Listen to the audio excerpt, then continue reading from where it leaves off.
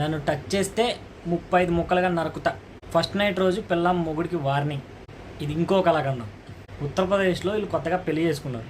పెళ్లి చేసుకొని first night రోజు ఆమె మహాతల్లి ఆడజాత ఆనిముత్యం, నాకు బాయ్ ఫ్రెండ్ ఉన్నాడు, నాకు వాడిదే ఇష్టము, నువ్వు నన్ను ముచ్చుకుంటే 35 ముక్కలుగా నరుకుతా అనింది. మరి పెళ్ళి ఎందుకు చేసుకుందో ఈమె పెళ్ళి ఎందుకు చేసుకోయిందో.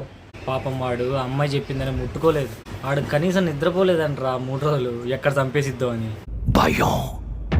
అది పుట్టించింది ఎవరు? మేము. ఇదంతా బాగానే ఉంది. ఇన్స్టాగ్రామ్లో వీడియోలు చూస్తున్నా దీనికి సంబంధించింది. అందులో ఒక ఆయన చెప్పాడు, అంతా ఎక్స్ప్లెయిన్ చేసి ఆమె ఇంకా చాలా మంచిదిరా, చంపకుండా వదిలేసిందంట. అది మంచితనం అంటే అది కాదు డెఫినేషను.